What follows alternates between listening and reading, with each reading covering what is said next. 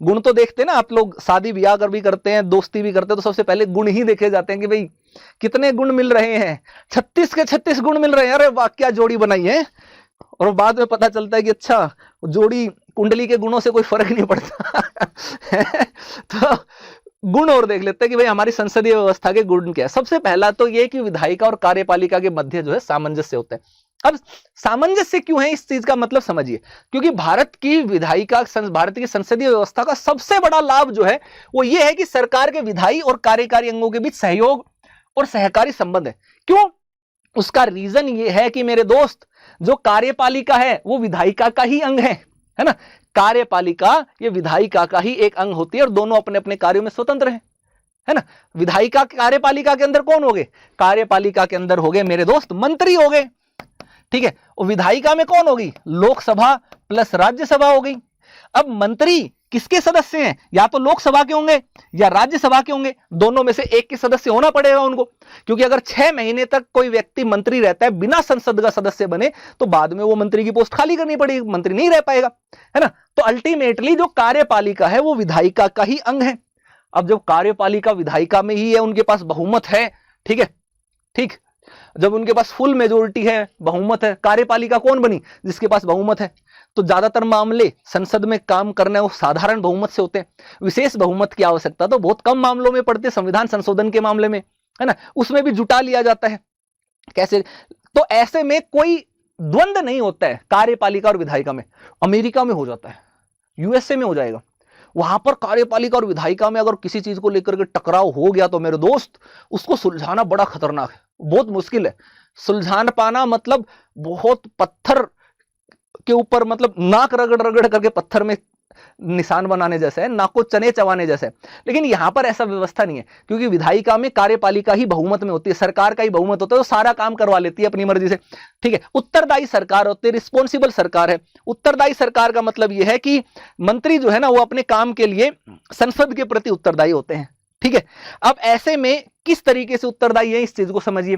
उत्तरदायी होने का मतलब है कि कोई काम आपको दिया गया तो आपने वो काम ढंग से निभाया कि नहीं निभाया, इस चीज के बारे में आपसे जांच पड़ताल परख कर ली जाए। जैसे अब संसद के अंदर होता है, संसद में क्या होता है, मंत्रियों से अलग कई तरीके होते हैं, जैसे प्रश्नकाल हो गया, उस पर चर्चा हो गया ना, स्थगन प्रस्ताव हो गया, विश्वास प्रस्ताव हो गया, इन सब के माध्यम से उनके ऊपर कंट्रोल करके रखती है संसद। उनसे पूछती रहती है कि बताओ भाई ये काम क्यों नहीं किया, बताओ तुमने ये नीति लगाई, इसमें इतना बड़ा घोटाला हो गया, ये कैसे हो गया, है ना, वगैरह वगैरह वगैरह वगैरह। उनकी जिम्मेदारी, उनकी रिस्पॉन्सिबिलिटी इससे बनी रहती है, उत्तरदायी सरकार बनी रहती है। तो कोई भी मंत्री निरंकुश नहीं हो सकता है। वो पद धारण करने के बाद ऐसा नहीं कर सकता कि मैं अपनी मर्जी में जो आए करूंगा, है ना, अपन है डॉन, अपन कुछ भी करेला, है ना, अपन को कोई नहीं रोक सकेला, है, ऐसा कुछ नहीं कर सकेगा। काम करना पड़ेगा दोस्त उसको, ठीक है। और अगर गलत काम करेगा तो जीना हराम कर देंगे। विपक्ष में जो लोग हैं वो आपसे पूछ पूछ करके, सवाल पूछ पूछ करके, आपको लगता है कि सवाल ही तो पूछ रहे क्या, लेकिन मेरे दोस्त जो सवाल पूछने के साथ आपकी जो प्रतिष्ठा का जो गिरावट आती है ना, और गैर जिम्मेदारीता दिखती है लोगों को, अगली बार वोट ही नहीं देंगे, ठीक है, पूरा राजनीतिक कैरियर खत्म हो जाएगा आपका। जिम्मेदार सरकार बनी रहती है, रिस्पॉन्सिबल बनी रहती है, वो निरंकुश नहीं हो पाती है, ठीक है। दूसरा, निरंकुशता का प्रतिषेध सेम वही चीज कि सारी कार्यकारी शक्ति जो है इसमें मंत्री परिषद में होता है, किसी एक व्यक्ति के पास शक्ति नहीं होती है। और ऐसे में अगर कोई गलत तरीके से कार्य करने भी लगे तो अविश्वास प्रस्ताव का रास्ता होता है कि मंत्री परिषद को, कार्यपालिका को जो है जा सकता है, ठीक है। तो निरंकुश होने की संभावना नहीं रह सकती। भारत में ऐसा निरंकुशता कभी देखने को नहीं मिली। एक अपवाद जरूर था, 1975 का आपातकाल, 1975 की इमरजेंसी, जब इंदिरा गांधी ने थोड़ा सा तानाशाह, निरंकुशता वाले जो हैं गुण या तत्व जो हैं वो वहां पर दिखाए थे। उसके बाद से इस तरीके की चीजें कोई नहीं है, निरंकुश हो ही नहीं सकती है, क्योंकि सबको पता है कि अगर निरंकुश हो गए तो अगली बार तो दोस्त जनता ऐसे धड़ाक धोबी पछाड़ मारेगी, पता भी नहीं चलेगा कि कहां गायब हो गए, वोट भी नहीं मिलेगा, इलेक्शन में जीतना ही मुश्किल हो जाएगा। ये है। एक वैकल्पिक सरकार की व्यवस्था रहती है। वैकल्पिक सरकार की व्यवस्था किस तरीके से रहती है, इस चीज को समझिए कि सत्तारूढ़ दल के बहुमत खो देने पर राज्य का मुखिया, राज्य का मुखिया की बात कर रहे हैं तो मतलब हो गया राष्ट्रपति मेरे दोस्त, राष्ट्रपति, ठीक है, विपक्षी दल को सरकार बनाने के लिए आमंत्रित कर सकता है, ठीक है। इसका मतलब समझिए, इसका मतलब यह है कि नई सरकार का, नई, आमतौर पर नए इलेक्शन कब होते हैं, जब सरकार का कार्यकाल पूरा हो गया, या कार्यकाल पूरा होने से पहले ही 5-6 महीने पहले ही उसका विघटन उन्होंने करवा दिया प्रधानमंत्री ने राष्ट्रपति से बोल करके। एक और परिस्थिति होती है जब किसी भी पार्टी को या गठबंधन दल को लोकसभा में बहुमत मिल ही ना पा रहा हो, तभी नया इलेक्शन होगा। अब मान लीजिए एक सरकार है, ए नाम की सरकार है, ठीक है, ए नाम की सरकार है। अब इसकी सरकार ने 3 साल काम किया, ठीक है, 3 साल काम करके इसकी सरकार जो गिर गई, बहुमत इसने खो दिया। गठबंधन की सरकार थी, गठबंधन में ऐसे होता, गठबंधन टूटते हुए समय नहीं लगता। आजकल तो किसी भी तरीके का गठबंधन हो, चाहे पार्टी का गठबंधन हो, विवाह का गठबंधन हो, प्रेम का गठबंधन हो, दोस्ती का गठबंधन हो, हर तरीके के गठबंधन जो है छोटी छोटी चीजों पर, छोटी छोटी बातों पर टूट जाते हैं। तो गठबंधन टूट गया, मान लो सरकार गिर गई, तो सरकार गिर गई तो इसका मतलब ये नहीं है कि नया इलेक्शन करवाना पड़ेगा ना। सबसे पहले वैकल्पिक सरकार की व्यवस्था करने की कोशिश की जाएगी। देखा जाएगा, कहा जाएगा कि भाई जो भी सबसे बड़ा दल है या विपक्षी दल है, ठीक है, उनको राष्ट्रपति जो है ना एक मौका देगा।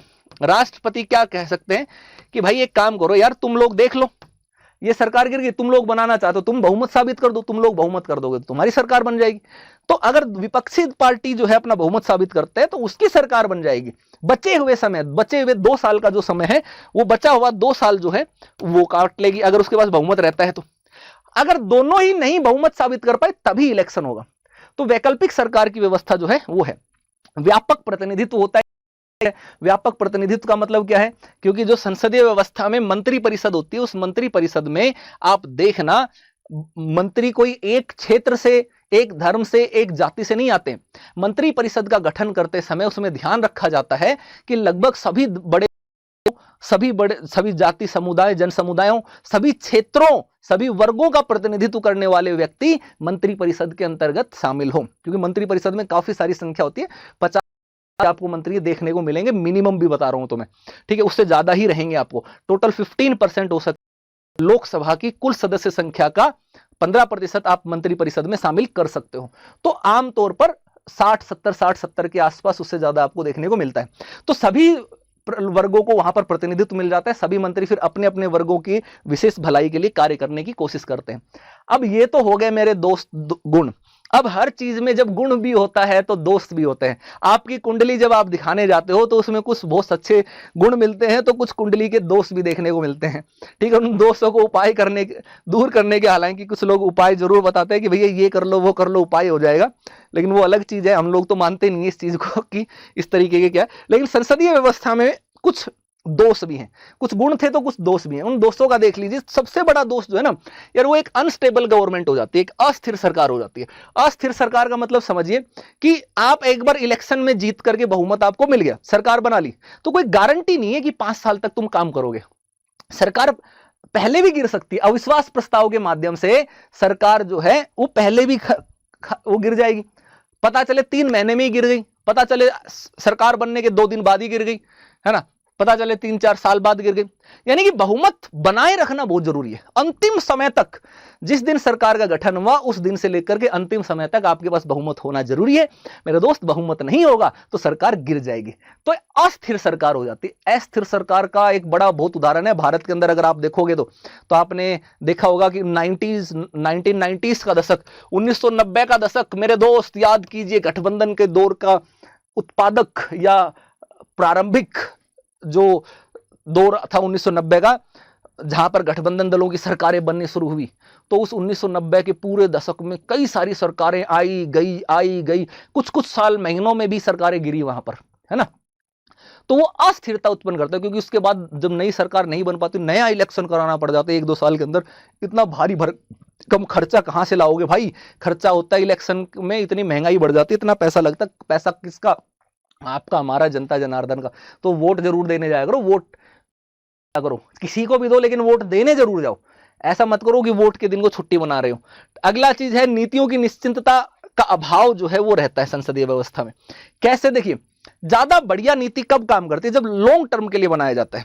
आपको याद होगा, आपको पता होगा कि शेयर मार्केट आप देखते हैं, शेयर मार्केट के बारे में क्या कहा जाता है, म्यूचुअल फंड्स में, शेयर मार्केट में अगर आप बात करें तो कहा जाता है ना, कहते हैं कि भाई जितने लंबे समय के लिए पैसा लगाओगे उतना ज्यादा पैसा सुरक्षित भी रहेगा और उतना ज्यादा आपको रिटर्न भी मिलेगा, उतना बेहतर तरीके से आप काम कर पाओगे। तो योजनाएं भी ऐसी होती है मेरे दोस्त, जितने लंबे समय के लिए आप योजना बनाओगे ना, क्रियान्वित करोगे, उतना वो बेहतर परफॉर्म करेगी। कोई भी योजना ऐसी है नहीं कि आपने आज योजना लागू की और 1 साल के अंदर ही चमत्कार पे चमत्कार कर दिया, है ना, ऐसा चमत्कार नहीं कर सकते। इस तरीके के चमत्कार तो 3 इडियट्स वाले जो चतुर व्यक्ति हैं ना, वो ही चमत्कार करते हैं। आमतौर पर चमत्कार नहीं होता, हर काम में समय लगता है ना, चीजों को करने में समय लगता है, प्यार को पनपने में समय लगता है। लव एट फर्स्ट साइट वाला मामला जरूर है, लेकिन ऐसा नहीं है कि हर तरफ से लव एट फर्स्ट साइट हो जाए, काम हो जाए। लव एट फर्स्ट साइट के कई सारे नुकसान भी है, जब उसके बाद में आपको दुर्गुण दोष पता चलने लगते हैं ना, तो फिर वो झगड़े भी होने लगते हैं। तो एक असली प्यार पनपने में, सच्चा प्यार पनपने में थोड़ा सा टाइम लग जाता है। अब यूं मत बोलना कि सर हमें तो चैट बॉक्स में, तो क्योंकि मैं ऐसे बहुत सारे महानुभावों को देखता हूं, तो उनको तो तुरंत 2 मिनट में बस चैट में किसी का नाम भी देख लिया तो ही प्यार हो जाता है, तुरंत लिखने लग जाते हैं। अरे जो भी नाम कुछ भी नाम हो उनका देख करके तुरंत चालू हो जाते हैं कि हाय कैसे हो, है ना, तुम कैसे हो, तुमने खाना खाया है, खाना खा लिया, नंबर वंबर ले लो, चाहे ना टेलीग्राम के थ्रू, या फिर उसके बाद मेरे बाबू ने ताना ताया है, फिर तुतला जाएंगे, फिर तोतले हो जाएंगे, फिर वो ठीक है, फिर उनको लगेगा अरे वाह ये प्यार हो गया। फिर लेकिन उन बाबू सोना को ये नहीं पता चलता कि कई बार कि भाई इंटरनेट माया जाल है, इसमें जिसने जिस नाम से प्रोफाइल बना रखी है, तुम्हारी क्या गारंटी है कि वही व्यक्ति है। पता चले जो तुम जिसको पापा की परी समझ रहे हो वो पापा का परा निकले, है ना, या कोई जिसको माँ का परा समझ रहे हो, है ना, माँ का लाडला समझ रहे हो, वो पापा की परी निकले। तो यहाँ पर प्रोफाइल्स को देख करके उसमें कूद जाने वाले तो भाई आप लोगों का तो क्या ही मैं बोलूं।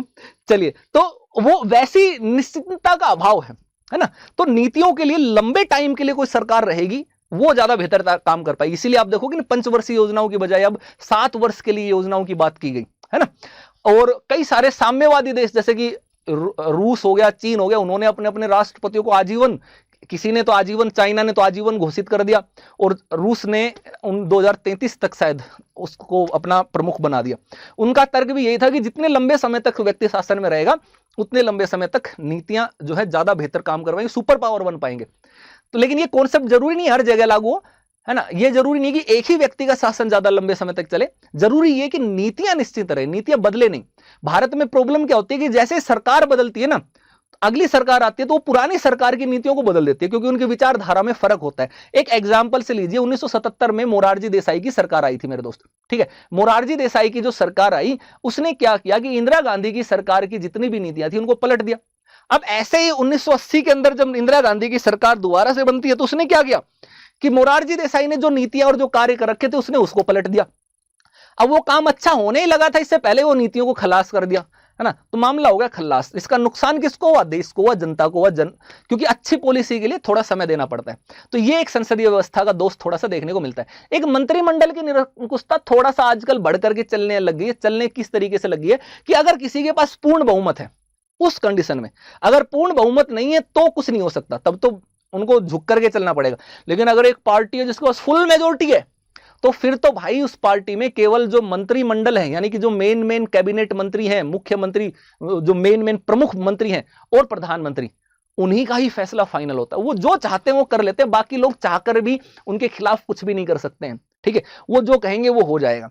तो आज के टाइम में इसलिए कहा जाता है संसदीय सरकार को मंत्रिमंडलीय सरकार या प्रधानमंत्रित्व सरकार कहा जाने लगा। उसका रीजन ये है। एक और समस्या है कि शक्ति पृथक्करण का जो सिद्धांत है वो उसका बिल्कुल उल्लंघन करती है। उल्लंघन क्या करते हैं? शक्ति पृथक्करण का सिद्धांत कहता है कि भैया लोक विधायिका, कार्यपालिका, न्यायपालिका, ये तीनों अलग अलग हैं, तीनों को अपना अपना काम अलग अलग करना चाहिए। लेकिन भारत के अंदर तो संसदीय व्यवस्था में जो कार्यपालिका है वो विधायिका का ही हिस्सा है, घुले मिले हैं, है ना। एक जिस्म दो जान, जैसे आप लोग ये भाई साहब ये डायलॉग मारते आप लोग चालू हो जाएंगे ना कि एक जिस्म दो जान। सर हमारी भी जिंदगी में कभी ऐसा दौर था कि सर खो जाएंगे ख्यालों में, ऐसे सोचते हुए सर हमारी भी एक समय जिंदगी थी जब एक जिस्म दो जान हम होते थे, लेकिन सर आज उसी ने धोखा दे दिया। सर अब मैं क्या करें, ठुकरा के मेरा प्यार मेरा इंतकाम देखेगी। सर अब तो मैं IAS IPS बन करके दिखाऊंगा, दिखाऊंगी। है ना। तो वो सारी की सारी चीजें, तो यहां पर क्या होता है कि संसदीय शक्ति पृथक्करण के विरुद्ध होता है भारत के अंदर, ठीक है। एक जैसे मिक्स हो रहा है, गुत्थम गुत्था हो रखे कार्यपालिका और विधायिका, ठीक है। तो कार्यपालिका विधायिका का ही हिस्सा जो है वो हो जाती है, ठीक है।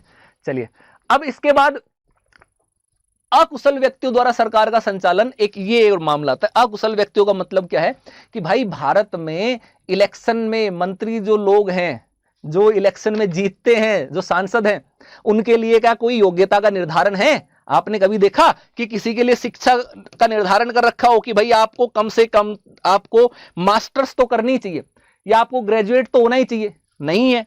आप अनपढ़ भी हैं तो भी कर सकते हैं। कोई अलग तरीके का ये भी कोई क्राइटेरिया, किसी तरीके का क्राइटेरिया नहीं है भाई उसमें आपके पास, है ना। तो ऐसे में होता क्या है कि आमतौर पर जो सांसद लोग हैं उनका प्रमुख उद्देश्य क्या रहता है कि भाई कैसे भी करके जनता से वोट ले लें, है ना। जो भी करना पड़े वोट लेकर के संसद में पहुंच जाएं, बस। अब उसके बाद उनको लगता है कि यार अब तो आगे जन्नत में, अब तो हम मालिक हो गए, अब तो हम आदेश देंगे, है। और काम कौन करेगा? नौकरशाही, ब्यूरोक्रेसी, उसको बोलेंगे आप लोग आईएएस आईपीएस बनेंगे तो आपको कहा जाएगा कि चलो भाई ये काम कर दो, चलो भाई मैंने अपने जनता को वादा किया था कि मैं फ्री में सबको हेलीकॉप्टर दिलाऊंगा, चल ऐसी कोई प्लानिंग बता कि सबको हेलीकॉप्टर मिल जाए। आप लोग सदमे में, हाँ हेलीकॉप्टर सबको, भाई साहब ये कहां से दिला तो ये एक प्रॉब्लम जो है वो देखने को मिलती है, ठीक है। कि जो मंत्री लोग हैं ना, वो अधिकतर समय जो कहां बिताते हैं, वो अपना अधिकांश समय अपने संसदीय कार्यों में बिताते हैं, है ना। कैबिनेट की बैठकों में, है ना, दल की जो गतिविधि है उनमें वो मैक्सिमम टाइम उन्हीं में व्यस्त रहते हैं। तो ऐसे में बड़ी मुश्किल से वो पॉलिसीज के काम में कर सकते हैं।